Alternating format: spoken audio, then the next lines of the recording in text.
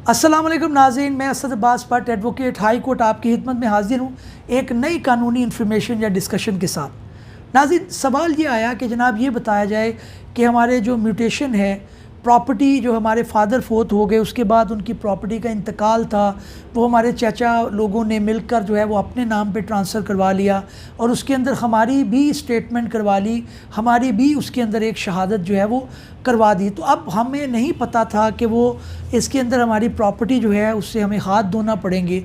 तो क्या कानूनी तौर पर ये पॉसिबल है?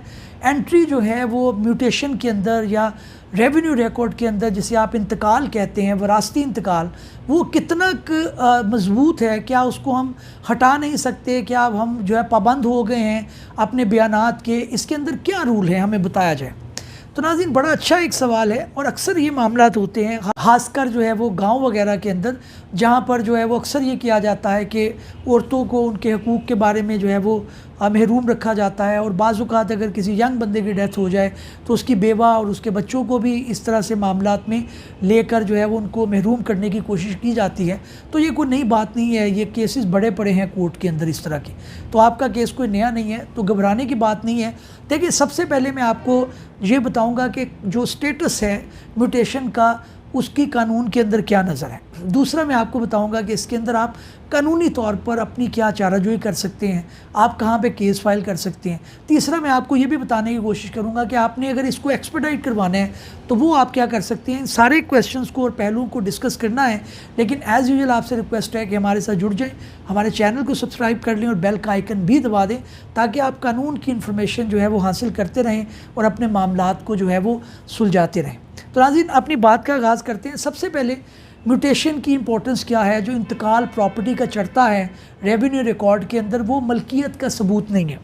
यानी ये नहीं है कि उसके अंदर वो हतमी बात होगी, पटवारी साहब ने, कोनोगो ने या ऊपर तहसीलदार ने उसको इंडोर्स कर दिया है और आपके जो शरई हक था आपका, उससे आपको महरूम कर दिया गया, तो वो एक बड़ी एक हतमी चीज़ है। ऐसी बात नहीं है। वो एक सिर्फ रेवेन्यू कलेक्शन के लिए जो है वो इंतकाल या म्यूटेशन जिसे आप कहते हैं उसकी एंट्री होती है।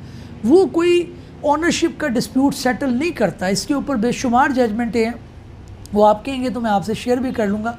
उसके अंदर बात लंबी हो जाती है, लेकिन आपके लिए इतना जानना काफ़ी होगा कि आप उसको चैलेंज कर सकते हैं और वो कोई हतमी नहीं है। उसके अंदर आप अपना एविडेंस देंगे कि जनाब आपके दादा की प्रॉपर्टी थी, आपके फादर फोत हो गए, उनको जो हिस्सा मिलना था वो अब आपको मिलना चाहिए, लेकिन आपके चाचा लोग ने या आपके जो रिलेटिव जो उसके अंदर हिस्सेदार थे, उन्होंने जो है वो बदनीयती से अपनी जो प्रॉपर्टी है वो अपने नाम पे लगवा ली है। तो आप इसको चैलेंज करेंगे।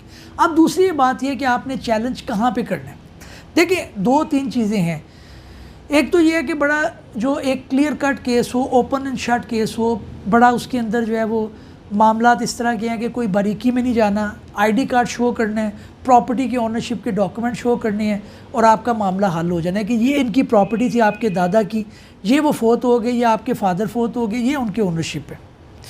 अगर आपका केस इसी तरह से है जैसा आपने बताया था, तो उसके अंदर आप यकीन माने कि आप अगर पंजाब के अंदर हैं, खैबर पख्तूनख्वा के अंदर हैं, सिंध के अंदर भी इवन और बलूचिस्तान के अंदर भी आप मोतसब को एक एप्लीकेशन फ़ाइल कर सकते हैं।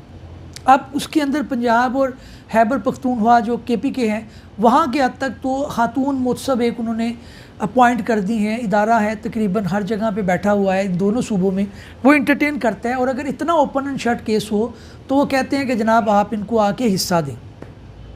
दूसरी ये बात है कि आपको ये भी देखना है कि आपकी इंतकाल कब चढ़ा, कितने साल हो गए हैं उसको, कितनी मुद्दत गुजर गई। जितनी जल्दी आप जुल्म के खिलाफ उठेंगे उतना ही आपको कम मेहनत करना पड़ेगी। तो जैसे ही आपको पता लगे तो आप हिम्मत करके एक एप्लीकेशन फ़ाइल करें। दूसरी बात यह है कि आपने, अगर आपको वहाँ से इनकार आए कि जनाब आपका मामला कॉम्प्लिकेटेड है, इसके अंदर डिटेल एविडेंस आनी है, तो फिर आपके लिए जो रेमेडी है वो आप सिविल कोर्ट में कैंसलेशन के लिए और डेक्लेरेशन के लिए एक सूट फाइल कर सकते हैं। उसकी क्या डिटेल होगी वो आप फिर पर्सनली मुझसे केस टू केस डिपेंड करते हैं। अगर कोई सवाल हो तो वो आप कमेंट्स में पूछ सकते हैं, लेकिन आप सिविल कोर्ट चले जाएंगे, उधर आप अपना एविडेंस पेश करेंगे और मामला हो जाएगा।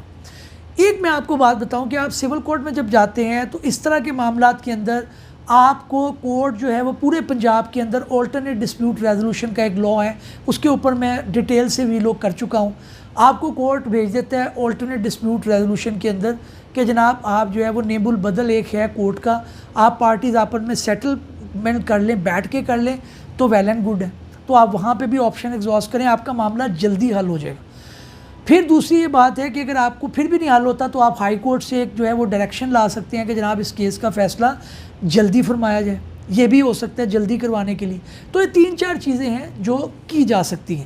تو اب میرا خیال ہے کہ ہمارے ناظرین کو اس کے بارے میں ڈیٹیل انفارمیشن مل گئی ہوگی کہ جو انٹری ہیں ریونیو ریکارڈ کے اندر انتقال کے متعلق وہ ختمی نہیں ہے، اس کو چیلنج کیا جا سکتا ہے. کہاں پہ چیلنج کرنا ہے؟ خاتون معصب ہیں وہاں پہ نہیں اگر انٹرٹین ہوتا تو سول کورٹ میں ہے. جلدی کروانا ہے تو اس کے لیے آلٹرنیٹ ڈسپیوٹ ریزولوشن ہے، ریٹ فائل کی جا سکتی ہے. یہ ساری چیزیں جو ہے وہ آپ کر سکتے ہیں.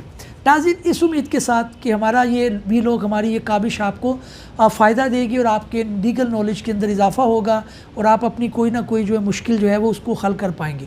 پھر کسی موضوع کے ساتھ آئینی یا قانونی آپ کی خدمت میں حاضر ہوں گے. تب تک کے لیے اجازت دیجیے. اللہ حافظ. Thank you.